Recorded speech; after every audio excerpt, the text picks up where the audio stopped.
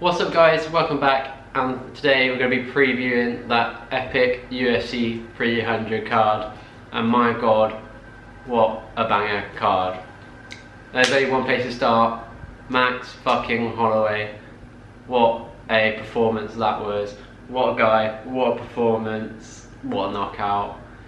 Wow, honestly, I was watching it bar here in Vietnam, and the scenes on that buzzer when he landed that knockout, everyone out there see unbelievable stuff.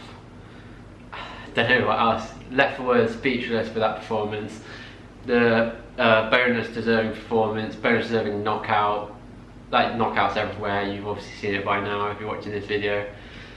But yeah, what a fight it was as well. I got a fight of the night bonus straight off in the beginning. Max flowing. Well, the whole fight Max was flowing, honestly. Flowing like water, he was unbelievable. And you got to put it back to the end of the first round, that spinning kick that Gaethje ate to the face, busted his nose. Almost kicked him out of the cage, broke his nose. Obviously, Gaethje had struggled breathing after that. Obviously, wouldn't have been able to breathe out that nose. You can see the blood coming out his mouth, obviously blocking up all his breathing passages. And yeah, Max flowed on from that, landed a few more of those spinning kicks to Gaethje. Obviously, I think, what was it, fourth round maybe, third round. Some point Gaethje did drop Max just slightly, but around that Max was wobbling Gaethje all over the place. Max was probably, including the final round, 4-1 up 10 seconds ago. What does Max Holloway do? Points to the centre, let's fucking go. And they went, and then I think the punch landed around the temple of Gaethje, 2 seconds left, Gaethje's face hit the floor, 1 second left, buzzer, boom. What a performance, Max Holloway. So in the aftermath, Max obviously, well, this was at lightweight, so obviously has a choice for 2 potential championship fights. Gaethje could have been next in line. Fair play to him, he put it on the line, came up short. But Max to Poirier in Spain at the Bernabeu later this year. Let's go. 2 of the best boxers in the UFC, both in the featherweight division. Obviously, I think depends on what Volk's doing, if he wants to get back that soon and have the rematch, or maybe have the rematch late at the end of the year or beginning of next year.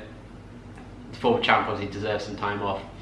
Or Max puts himself into the lightweight contention against Islam Makhachev.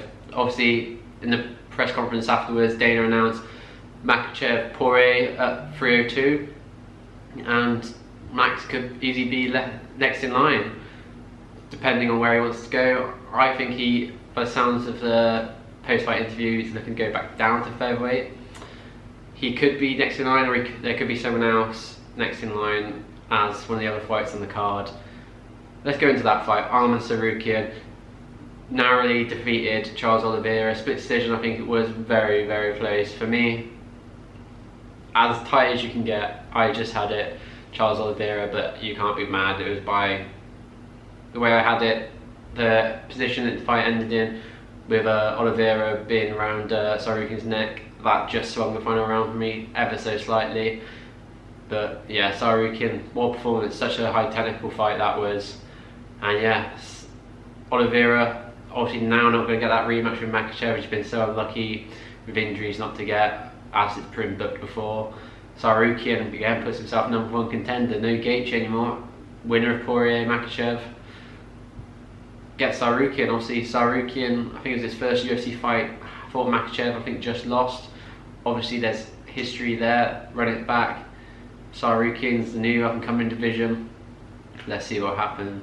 So yeah, lots of interesting stuff in the lightweight division, but let's get on the second best knockout, which is a bit unfair, but yeah, I think you just got to say the second best knockout on the card.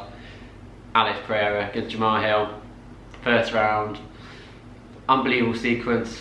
I think Hill hit him in the nuts, Herb Dean was coming in, Alex Pereira was just like, no, let me carry on. Just struck a few low kicks. I think I can remember another meaningful strike to the face, just that left hook round, right on the bone of Jamahal Hill, went down, ground and pound, done. that celebration as well. Just, you know, it's what he does. Unbelievable performance. Alex Pereira, obviously 301s in Brazil. Maybe he would have been on this card, on the 301, the Brazil card, headlining if it wasn't 300, but it's 300, so what can you do? Obviously he said he'd like to go on the 301 card, but 3 weeks out, you can't see it. He offered to go at heavyweight. There's always been talk of Tom Aspinall, Alex Pereira for the interim belt. Banger fight, but I'd have to go with Tom for that. I think it's too big, too good. Tom is the real deal. So maybe that's a step too far in a moment, but for him next, I think he defends his title against Ankalaev. Obviously he's next in line. Jiri obviously won later down the card, which we'll get to, but Ankalaev, Pereira, I think is the next fight for Alex. And co-main event, good fight as well. Bit chaotic, obviously. Battle of China, Zhang Weili, Yang Jianan. Strange end to the first round where Zhang Weili like choked out Yang Jianan. She was out for a second or two. Obviously carried on the fight, got back up, knocked Zhang Weili down a few times, but you can see every time that Yang Jianan went to the ground or could have got on top of the top position on Zhang Weili, she didn't want to. She just wanted to initiate anything on the floor with her because she knew that's where the golfing quality was, and it showed. The floor game, ground game just was so much better from Zhang Weili, and she's deserved winner in that fight. Bo Nickel obviously on the card, won as you expected, submission in the second round.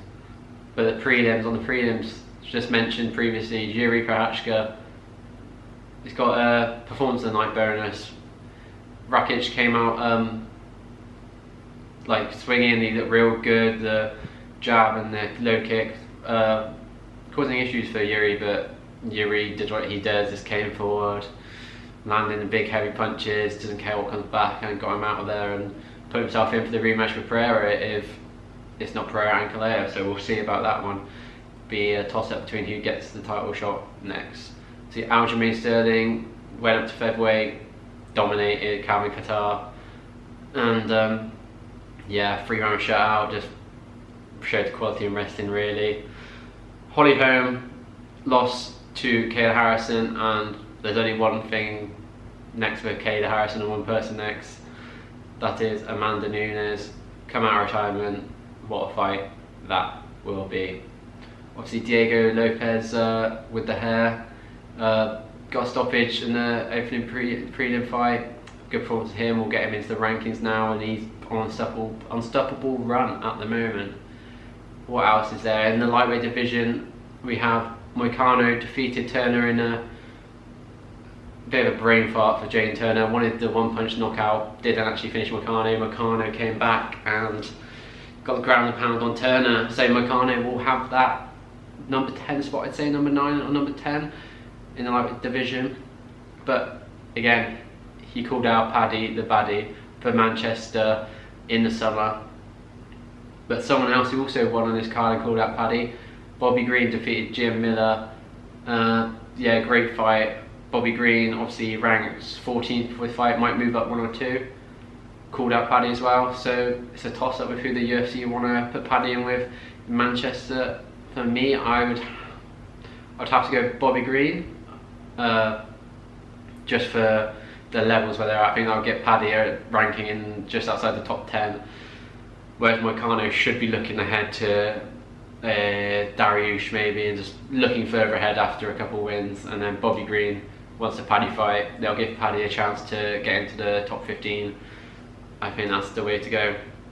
And Jessica Andrade got the dub, and Davison Figueiredo got a submission over Cody Garbrandt. Obviously should put him into the top 5 of bantamweight, I would say now. I think he's got to be. And in a fight or two, he's got to, if he keeps winning, got to have a chance for Sean O'Malley. So yeah, UFC 300 well and truly delivered. On top of the card, obviously the 302 main event, Makhachev, Poirier, banger. See if Poirier can get that title finally.